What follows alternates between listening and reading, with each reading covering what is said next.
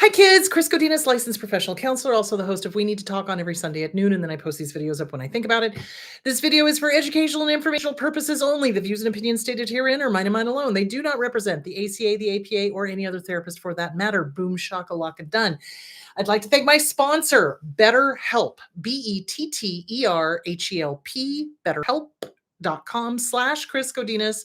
They're an online therapy company. They are international. I have had fantastic feedback from people using them. They like their therapists, which is hugely important. So thank you, betterhelp.com/Chris Godinez. Oh, Lordy, what a week. So in current events, I wanted to address Megyn Kelly. Where's my F-bomb? She can go F herself sideways with an unlubricated baseball bat with splinters for all I care about. So this heinous woman, and SiriusXM, who has her on their platform, I strongly suggest you boycott. Absolutely. She said, and I quote, "Oh, it's not that bad. They were 15. It's not like they were 5." I'm sorry, a 15-year-old, a 17-year-old, and occasionally 18-year-olds are still kids. They are kids. Legally, an 18-year-old is an adult. Mentally, however, they don't have the experience that older people have. Okay? So they are trying to normalize pedophilia. All I can say is she can go F herself sideways with an unlubricated baseball bat. Dear God, and boycott SiriusXM. They're giving her a platform. Anyone who is an apologist for a freaking pedophile can go pound sand. Seriously. It doesn't matter if the child, because they were children, not young women, as these a-holes keep trying to say, they were teenagers. My dad molested me from the time I was 12 until I left home at 17. I couldn't handle it. I didn't have the emotional capability to handle it. That's why I left. And I knew he was going to rape me if I stayed. He was doing molestation. That was just as bad. So these kids who were raped, let's be clear, by older men, by pedophiles, they sure as hell didn't have the emotional capacity to deal with it. When a woman says they are being abused, freaking believe them. Do you know how many people I screamed to what my dad was doing? Do you know how many people I told? Do you know how many teachers I told? None of them did jack diddly squat. And I hold them culpable for everything my dad did because they knew and they did nothing. And Megyn Kelly is a POS because she knows and she's okay with it. She has a 14-year-old. I hope her 14-year-old is okay. I really do. Because if that is her attitude, dear God, a 14-year-old is not 15-year-old, 16-year-old is not an adult. They're not. Cognitively, they do not have the ability to cope with that kind of trauma. I'm sorry, this is going to be a little bit triggering. Clearly, I'm triggered. I'm pissed. And frankly, anyone who's got a moral compass should be pissed. This is apologist for a pedophile. And if you're making apologies for a pedophile, oh, dear Lord, I think you may need to have a strong conversation with Jesus or whoever your higher power is. This is not okay. This is not normal. Raping children is not moral. It is not normal. It is not okay. And trying to, yes, she is evil. And anybody who apologizes for them or anybody who is facilitating any of these people. And this is what I don't think a lot of people get. It's like, I don't care who's on the list. I don't care if it's the freaking Pope himself. Make them all go to jail. They raped children. End of discussion. No excuse. There is no excuse for that. None. And if you start making excuses for that, I'm going to look at you and go, antisocial, little personality disorder, maybe. Oh, you betcha. There's something wrong there if you're okay with that. And if you're supporting a pedophile and a rapist. And it makes me angry because the women have been screaming for years what he has done. Just like I did with my dad. And nobody believed me. And nobody believed them. And isn't it odd how many of these people that were about to testify or who had the goods on them suddenly ended up suiciding? You want to know who else does that? Russia. Russia does that. Oh, shot 5 times in back of head, fell out of hermetically sealed window, was suicide.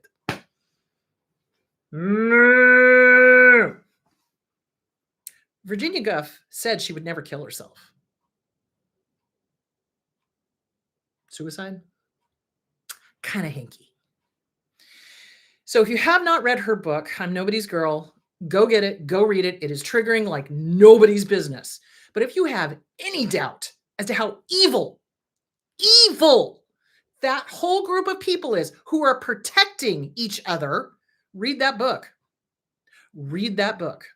That's all you need to do. And here's the thing. If you've got kids and you have a moral compass, you know that 12, 13, 14, 15, 16, 17, and sometimes even 18-year-olds are still just little kids. They're kiddos. They're kiddos. And it's on Audible. Thank you. It's on Audible. So it just,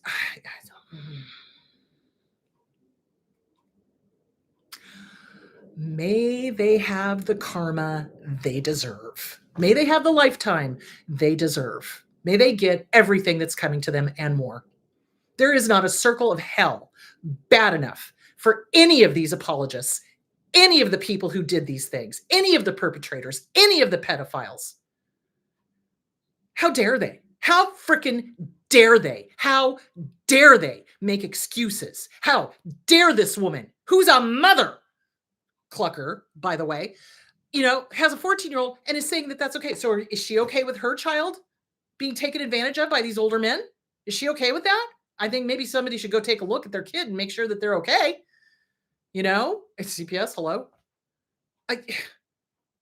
Oh no, it's okay if it happens to them, but it's not okay if it happens to mine.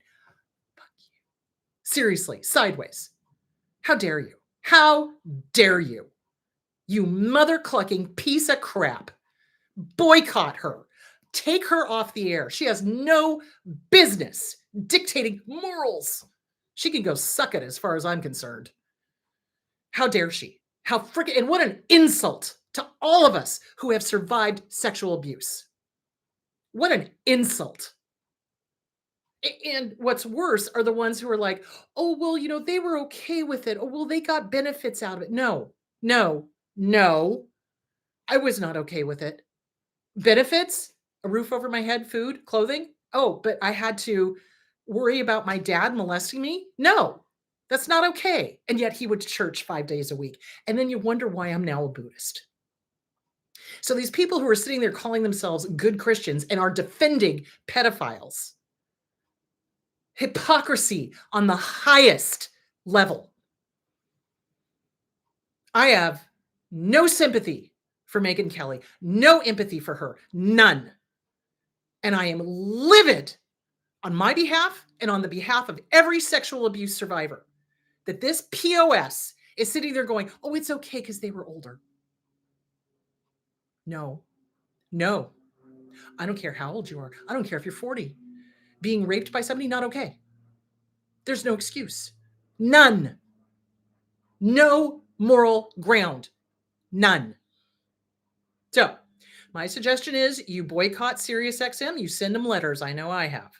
The other thing that is going on is that Johnson, again, is pushing the Trump derangement syndrome, which I have written letters to both the APA and the ACA and said, you guys need to get a hold of this. You need to get ahead of this. Here we have a person who is not got a degree in psychology at any point in time saying, oh, it's a real thing. He actually said that. It is not a real thing. Derangement means you are out of touch with reality. The people who are calling out the pedophiles are very much in touch with reality. We've been there. We've done that. We know what it feels like. So Mike Johnson can go have the day he deserves too. It's like I hear these things and then I want to go shower because it's like slimy. Anyway, there it is. There's that. Okay, now that I've got that out of my system, and I don't apologize for how passionate I get about this. I have had this done to me. I know what it feels like. I am not okay with this happening to anybody, especially little kids. I mean, I could kind of sort of deal with it, kind of, but not really, but somebody who didn't have an older sister that got you into therapy, or somebody that didn't have other family members that you could go to, they would be completely lost and suicidal and wanting to do drugs and alcohol so that they don't have to feel, because you don't want to have to feel. And then the nightmares don't even get me started. It messes with you for the rest of your life. So I don't want to hear an apology for a predator. I don't. Okay, take a deep breath. Breathe. Ooh, ha. Okay. So I would suggest boycotting SiriusXM. I would suggest boycotting Megyn Kelly. I would suggest sending her letters to tell her exactly what a POS she is, because she is. So there that is. Okay. All right. Taking a deep breath now. Switching gears. Okay. What to expect when you leave. So there's things that we don't even think about. There's things that we don't even prepare for, because we're just not, we're in survival, right? So we leave an abusive relationship, whether it's, a romantic relationship, a family relationship, whatever. We leave the abusive relationship, and then things start happening that we did not expect. We did not expect all of these things that I'm going to talk about. So first and foremost, let's talk about support. Your family of origin is probably not going to support you. Be prepared. So what I've seen a lot of times is that the family of origin is siding with the aggressor because their unhealed trauma is driving them. So they're going to side with the aggressor. I have seen parents of the target of abuse absolutely side with the abuser and sabotage the kid. Oh, God, it makes your brain explode. So you've got to be prepared for that. If you come from a family of origin that is dysfunctional, that has got personality disorders, unhealed trauma, they're unwilling to go to therapy, they like your ex, okay? Don't expect them to support you. And I mean emotionally. I don't mean financially. I mean emotionally. They're not going to support you. They're not going to support you financially either, but they're not going to support you emotionally. They're going to side with the ex. Don't be surprised. Now, if they side with you, great. But now the next thing we need to talk about is flying monkeys. So unfortunately, what narcissists do is they demand people choose sides. Absolutely. They demand that all the friends choose sides. You're going to see who your friends really are and who your friends really aren't. And you got to be aware of flying monkeys. So flying monkeys are the ones who maintain the relationship and maintain the orbit around you so that they can go and report back to the abuser. So you've got to really understand the abuser when you leave. This was a narcissistic injury to them. Best case scenario is the narcissist leaves you. Best case scenario, because they're now busy with their new supply. And unfortunately, we are then left with cleaning up and everything else, but they're not coming back and having flying monkeys and doing this, that, and the other thing, because they're off doing their own thing. If we leave the abuser, what tends to happen is that they do the hoovering, they do the flying monkeys, they do the smear campaign. Oh, that's the other thing. Be prepared for a smear campaign. They are going to tell anybody and everybody how horrible you are and all of these lies about you. And it is absolutely devastating, because then we see clearly who's on our side, who's supporting us, and who is siding with the aggressor. People who are willing to believe the worst of you absolutely do not deserve the best of you. If somebody is willing to believe the abuser's lies, kick them to the curb. They do not need to be in your life. So the other thing that the abuser is going to do is they may stalk, and we need to talk more about that. I think I will do another huge thing on stalking and things like that. They may stalk. They will call constantly. They will not allow you to heal. Or the other thing that I've seen them do is they leave you alone for a little bit of time. And then, of course, when their supply runs out, Then they come back and they start calling, texting. Oh, I just want to be friends. You cannot, listen to me now, believe me now, be friends with an abuser. They don't have empathy. In order to be a friend, you have to have empathy. You have to care about yourself and other people and what happens to them. It's so funny. John asked me today, because we're taking in all these cats. They're all hiding behind my screen right now. But we've got all of the stray neighborhood cats now. We've got Gertrude, who's the little gray kitty I showed you guys. And then we've got her 4 kittens. There's one more out there I got to go get. But John was like, why does nobody else in the neighborhood take care of these, cats that have been dumped? And I'm like, because most people are so at survival, and most people only care about taking care of themselves, because it is expensive to get them fixed and everything, but I don't care. So you care about the community. That's a friend. Somebody who cares about the community, cares about making sure that things are okay. If we allowed these cats to just go, they would multiply like nobody's business and the neighborhood would be overrun. So it's about community. It's about taking care of them. It's about getting them fixed and making sure they're safe and they have their shots.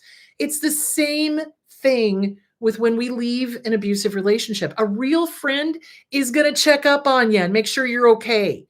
They're going to tell you the truth. They're going to shut down flying monkeys. They're going to guide you into therapy. That's what a friend does. A narcissist is not your friend. An abuser is not your friend. They've shown you who they are. Believe them the first time. Believe them the first time. They're not your friend, and they will pull that. They will, oh, well, we can be friends. No, because you weren't my friend when we were together, when you were abusing me. What in the hell makes you think that I want to be around you now? So again, this has to do with the cognitive dissonance. Remember, we talked about that a couple of weeks ago. So, I want to be a friend. Oh, well, they want to be my friend. No, they're not your friend. They're lying. Listen, if a narcissist's lips are moving, they are lying. They're pathological liars. They lie sometimes just to see if they can get away with it, because that's that antisocial part. So, okay. So they will get flying monkeys. They will pretend to want to be your friend. Now, let's get into some more of the stickier stuff. Let's say you have kids with them. They're going to do the parental alienation thing. Now, parental alienation can look 2 ways. It can look like I'm the Disneyland parent, meaning the kids get away with murder. There's no rules. There's no direction. There's no parameters. There's no boundaries. The kids are allowed to do whatever they want. And of course, being a teen or being a kid, oh, great. I can do whatever I want. Let me just push this again. Kids do not have the cognitive ability to understand the ramifications of not having boundaries. They see boundaries as bad because the narcissist sees boundaries as bad. Kids in a healthy relationship, the parents explain why there are boundaries, and the kids appreciate those bumper guards, like on a bowling alley where they put the little bumpers in so you go down the straight out and narrow way. So boundaries are a good thing, but to a narcissist, boundaries are a bad thing. So narcissists do not have boundaries, and they don't have the kids have boundaries. The only time that the narcissist has boundaries is if it's bothering them. Don't bother me, kid. Go away. I'm busy, whatever. So the kids raise themselves, and the kids love it because they don't have the cognitive ability to go, if A, then B, if B, then C, if C, then D. They can't think that far ahead, because they don't have their little brains developed. Brains don't finish developing until about age 28. So that's why I'm saying 18-year-olds, not always adults. They're still developing. So anyway, the point being, they'll be the Disneyland parent, mom or dad, doesn't matter. They'll both, I've seen both do that. And then they'll paint you as the bad guy. Oh, well, they're, good cop, bad cop. Good cop, bad cop. That is something that they will do. So good cop, bad cop, Disneyland parent, or they will do the parental alienation. Now, the parental alienation is like a one-up on the Disneyland parent. So the parental alienation is where they just badmouth you like nobody's business to kids. Constant, constant, constant. Oh, your mother or father is so mean to me, and they just all they want is money, and they're doing this, that, and the other thing, and they'll lie to the kids. They'll tell them lies like nobody's business to make themselves look good and make you look horrible.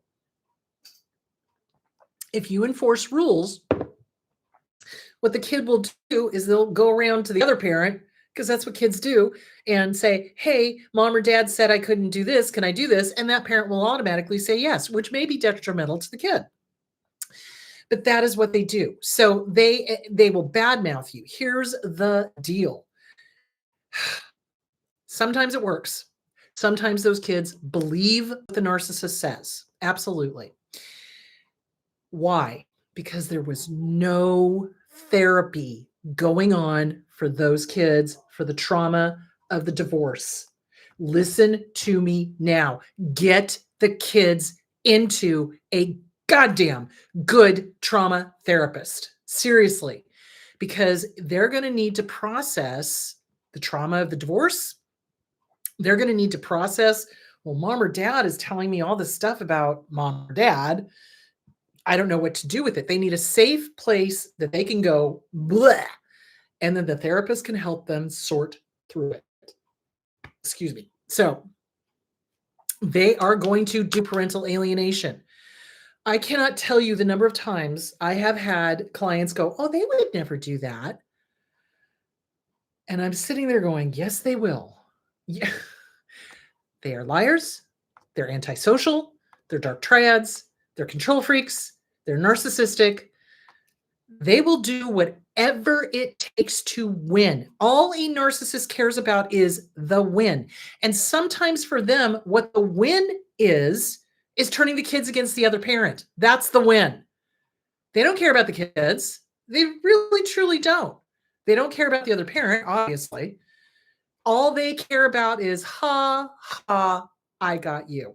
You're dealing with somebody who is on the emotional level of an 18-month-old, if you're lucky, on a Tuesday, and the wind is blowing in the right direction. Of course, they will do all of the horrible things that I have said. Now, here's the funny thing. I had a client the other day who's years out from the divorce, and he was like, I just wanted to let you know, I appreciate you so much. Everything my ex did or was going to do, I was always amazed to do that. That I have worked on myself, and I've been doing the books, and I've been doing this, and I'm doing, therapy, and I've been doing, I see the patterns. And that's all it is, guys. It's breaking that dysfunctional cognitive dissonance and not living in magic thinking, not living in hope, but living in reality, in the here and the now, and being able to see the patterns. You can predict these people like clockwork. Seriously. Like I would say, and my client said this too, 99.99999% right.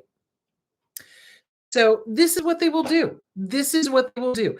No matter what they say, no matter what you want to tell yourself, you must prepare for the worst. That's okay to hope for the best, but don't be surprised when the scorpion turns around and bites you. So again, I'm going to tell the story of the scorpion and the toad. The narcissist is the scorpion. The toad is us. So riverbank, scorpion walks up to the toad. Mr. Toad, I'd like a ride across the river. And the toad looks at him and goes, no, you'll wait until we get out in the middle of it. You'll steal me. And the scorpion goes, Toad, I would never do that. We would both drown. So the toad thinks about it, and being a nice toad, Toad says, okay, I'll give you a ride. Hop on. So Scorpion hops on. They get out into the middle of the river, and sure as shit, Scorpion stings him. And as they're going down, the toad looks at the scorpion and goes, Mr. Scorpion, why? Why did you do that? Now we're both going to die. The scorpion looks at him and says, it's in my nature. That's a narcissist. That is a narcissist right there. So they will do the absolute most heinous things. Stop expecting them to be normal. They're not ever going to be a normal ex. Not on this planet, not on any other planet. They will never, ever be a normal ex. They will not be a normal parent. They will, here's something else you need to be prepared for. They will give up time with their kids, which to a normal person is like, good Lord, I want to spend as much time with my kiddos as I possibly can. Why would you want to give up time with them? Because they can't be bothered. But what you do is you keep track of all the time they've given up, and then you hit them for child support. Absolutely. They expect you not to do that. They expect you to just take it like you've taken everything else from them because that's what we did, you know. But when they start doing that, you start keeping a record of how much you have those kids. And at the end of the year, you go back to court and you get child support. So, and the other thing I've seen them do is that they will take the kids, but then not spend time with them. They'll pawn them off on a babysitter. So this is why you want right of first refusal. If they are going to take the kids, but they're not going to spend time with them, then they might as well just leave them with you, with a parent, not a babysitter. So the way they get around that is they try to use like grandparents, cousins, aunts, uncles, sisters, brothers, blah, blah, blah. So again, that's a legal issue. That is something you will need to take up with your lawyer. But these are the types of things that they will do. They will try to screw you out of money. Absolutely. They will hide funds. This is why you need an attorney if you are divorcing a narcissist, because you need somebody who's going to think about all these things, right of first refusal, the right for the kids to get therapy, the right of medical say, exactly, all of that stuff, et cetera, et cetera, et cetera. Exactly that, because they will do every underhanded, nasty thing you can possibly think of. That is what they do. That is who they are. That is in their nature. So they will never be a good parent. They will never be a normal ex. A normal ex would care about the kids. And believe me, healthy divorces actually do happen. Sometimes people just realize it's like, yeah, we've grown apart. We've had kids together, but you're on a different path than I am. And, we're just not meant to be. And they do get divorced, but you don't hear about those. You know why? Because they never go to court, because they are able to split everything up and do it amicably. There is no such thing as amicable with a narcissist. They will screw you over every chance they get, which is why you need a lawyer to divorce a narcissist. You can fill out a lot of the paperwork on your own, but when you're in court and you're having to confront them, you need a lawyer, 110%. There's some great books. Lori Hellis wrote a book on divorce. Can't think of the name of it right now. My brain just left my body. Anyway, her name's Lori Hellis. She's written a book on divorce, what to expect when you're divorcing. And that's a great book. There's other books on what you can expect when you're dealing with a narcissist. So friends and family that you thought would be supportive may not be. They're going to do parental alienation. They're going to try to turn the kids against you. They may stalk you. If you need to get a restraining order, put the kids on the restraining order. Don't just do you. If they're a danger to you, I hate to break it to you, they're going to be a danger to them too. And abusers all the time. How many times do we read in the news these horrific stories of these a-holes who are, divorced or getting divorced or whatever? They take the kids and they kill them, or they hide them, or they take them out of the country, or whatever. No, if you are having issues with your ex and you need to get a restraining order, talk to your attorney and put them on the restraining order as well. And again, a restraining order is just a piece of paper. You have to call it in each and every time. And yes, I've heard horror stories about police that do nothing. And it's true. They are out there because there's a lot of narcissistic police. You bet. There's a lot of narcissistic judges. You bet. But you do what you have to and you do what you can. So there is that. Okay. Changing your name. Now, this is generally for people who don't have kids, but it may be if you do have kids. If the abuse is crazy go nuts, they're stalking, they're, threatening you, they're showing up at your work, they're doing this, they're doing that, you may end up having to move and get a legal name change. So this has happened to a couple of my clients. They have had to do that because they needed to stay safe because the person was very clear that they were going to hurt them, their children, their property, their animals, et cetera, et cetera, et cetera. So things you need to think about. Now, this is not to dissuade you from leaving. I do your abuser. Oops. I do want you to leave your abuser. I just want you to understand that once you leave, the major, that major part is over, but then there's a whole bunch of other stuff you need to put in place. So when you're leaving, have an attorney. Absolutely, have an attorney. When you're leaving, understand that some of the friends and family are not going to be supportive. They may be flying monkeys. They may support the abuser. They may be encouraging you to go back to the abuser. Don't listen to them. Kick them to the curb. You're going to be going through a whole bunch of uh, varying emotions. There's going to be that withdrawal. We talked about that with the cognitive dissonance and wanting to see them again because we are not used to not having that oxytocin. So you want to get with a good therapist. You absolutely want to get with a good therapist. You want to protect yourself. You want to protect your kids.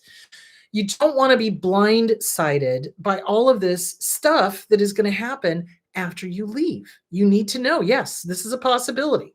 It's a possibility they may stalk me. It's a possibility I may need to get a restraining order. It's a possibility that they will turn family and friends against you. It is a possibility that, those people are really not your family and really not your friends.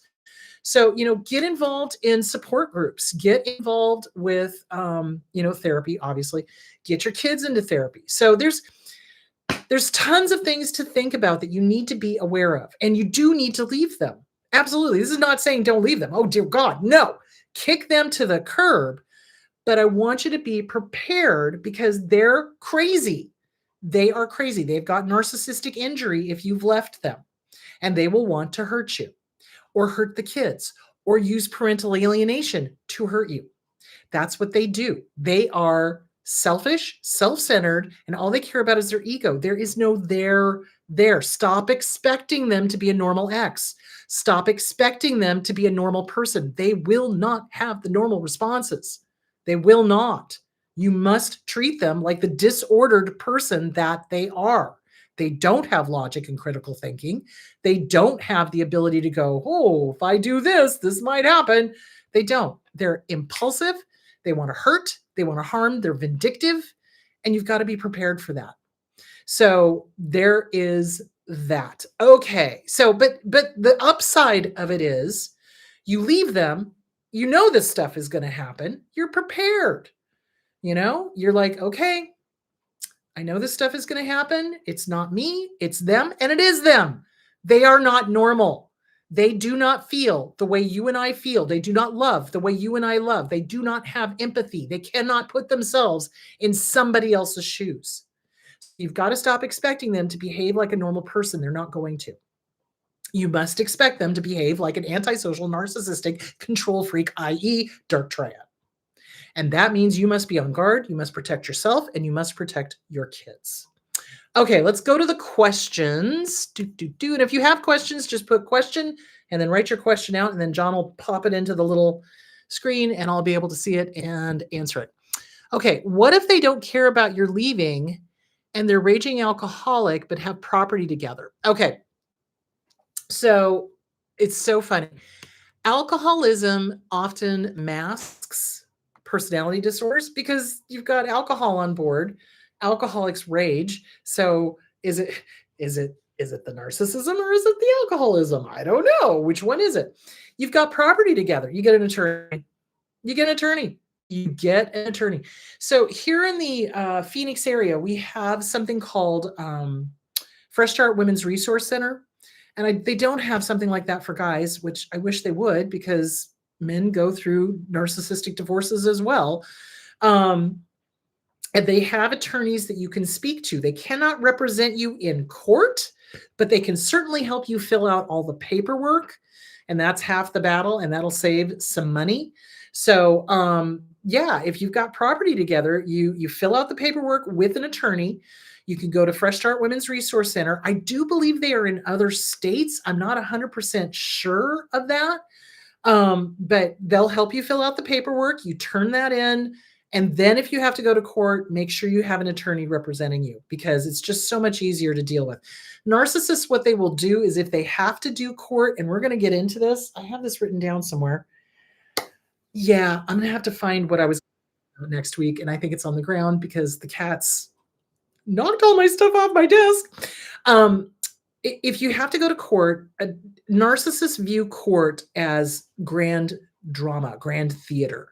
And in their minds, the judge's dad, seriously, they view the judge as dad, and they're going to show the world what a horrible person you are.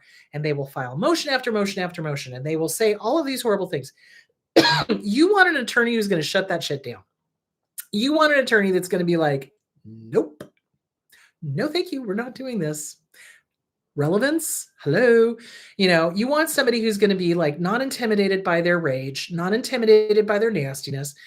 Narcissists will also hire narcissists to represent them because that's who they are and that's who they surround themselves with, either the same level of narcissism or a minor narcissist. The company you keep tells me a great deal.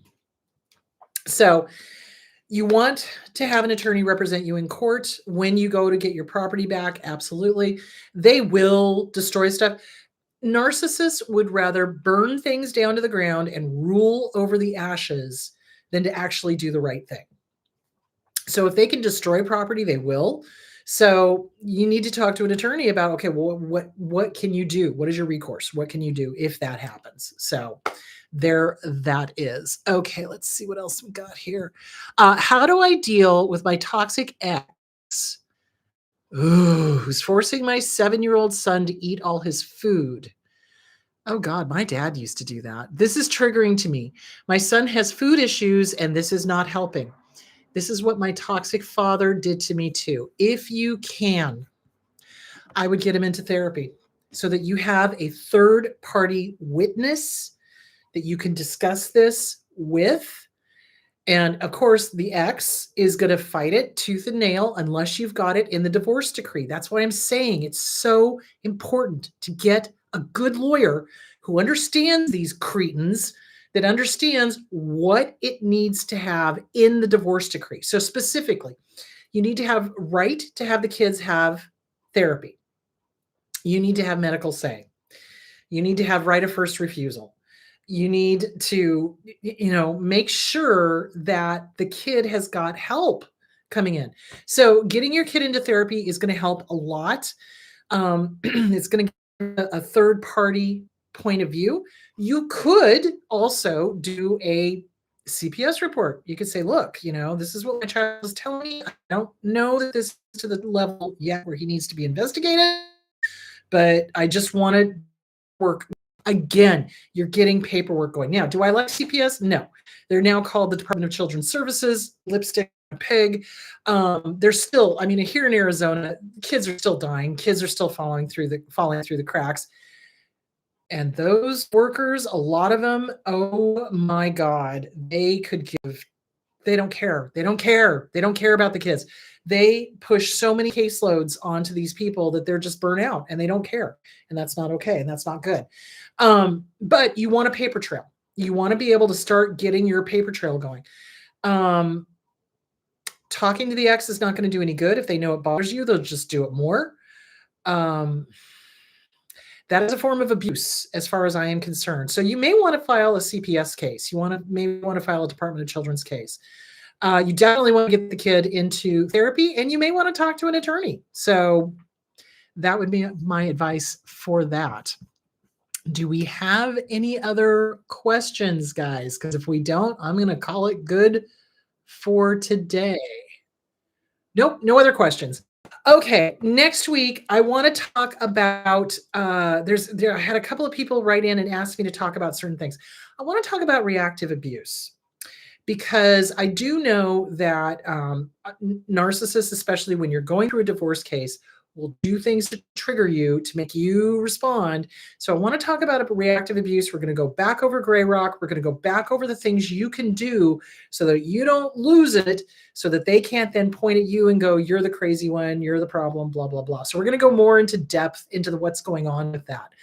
All right, so here's the deal. I want you guys to work the Inner Child Workbook, okay? I want you guys to work Self-Esteem, Self-Esteem by Glenn Schiraldi. I want you to work CPTSD from Surviving to Thriving by Pete Walker. Facing Codependency by Pia Melody. I am not just saying these things just to hear my own voice. They help. You get yourself solid, your kids will be solid because you can teach it to them. That will help protect them.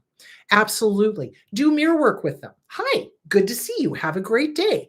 I give you permission to like yourself, and then walk out. So teach your kids the mirror work. Teach your kids self-esteem. Practice the positive affirmations. That is going to go a long way to helping you and to helping your kids. All right, next week, we're going to talk about reactive abuse, which is really not abuse, but I'm just going to title it reactive. So that's what we'll talk about. All right, you guys have a great day. I will talk to you later. Bye.